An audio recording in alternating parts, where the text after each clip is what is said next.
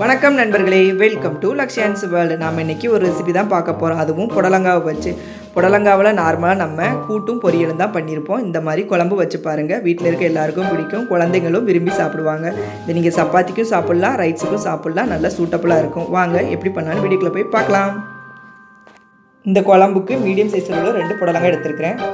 2 புடலங்காவையும் நல்லா க்ளீன் பண்ணி தோலை உரித்து இப்படி கட் பண்ணி எடுத்துக்கலாம். நான் இன்றைக்கி இந்த குழம்பை குக்கரில் தான் பண்ண போகிறேன். குக்கரில் பண்ணால் வேலை சீக்கிரம் முடியுங்கனால குக்கர் எடுத்துருக்கிறேன். நீங்கள் நார்மல் பேனை எடுத்து பண்ணிக்கலாம். அதுக்கு ஃபஸ்ட்டு 2 புடலங்காய் கட் பண்ணி வச்சுருக்கதை ஆட் பண்ணிவிட்டு, அதுக்கடுத்து ஒரு பச்சை மிளகா ஆட் பண்ணியிருக்கேன். அடுத்து நெக்ஸ்ட் 2 மீடியம் சைஸ் தக்காளி கட் பண்ணி போட்டிருக்கேன்.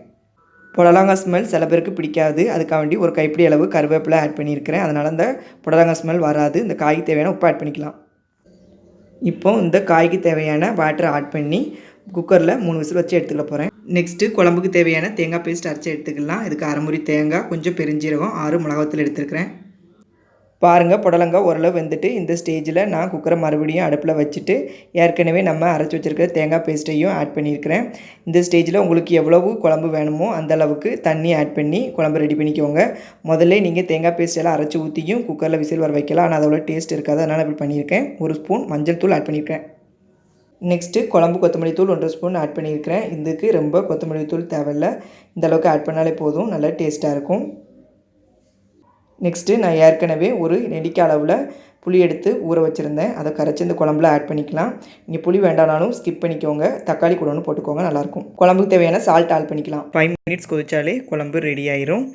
புடலங்காயில் நிறைய சத்துக்கள் இருக்குது, அதுவும் குறிப்பாக நார்ச்சத்து அதிகமாக இருக்குது. இதை நீர்க்காயின்னு சொல்லுவாங்க.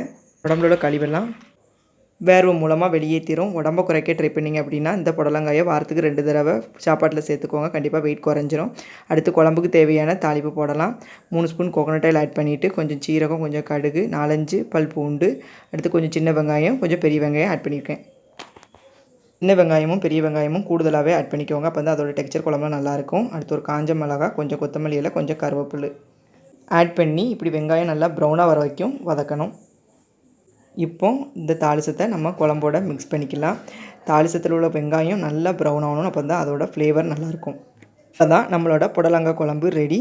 பாருங்கள் எவ்வளோ கலர்ஃபுல்லாக எம்மியாக இருக்குன்னு, நல்லா டேஸ்ட்டாக இருக்கும். இந்த குழம்பு நீங்கள் சாதத்துக்கும் சாப்பிட்லாம், கொஞ்சம் கட்டியாக வச்சு சப்பாத்திக்கும் சாப்பிட்லாம். ட்ரை பண்ணி பார்த்துட்டு கமெண்ட் பாக்ஸில் சொல்லுங்கள். நெக்ஸ்ட் வீடியோவில் மீட் பண்ணலாம். தேங்க்ஸ் ஃபார் வாட்சிங். நன்றி, வணக்கம். வீடியோ பிடிச்சிருந்தா லைக் பண்ணுங்கள், ஷேர் பண்ணுங்கள், சப்ஸ்கிரைப் பண்ணுங்கள். அப்படியே பக்கத்தில் இருக்க பெல் ஐகானையும் தட்டி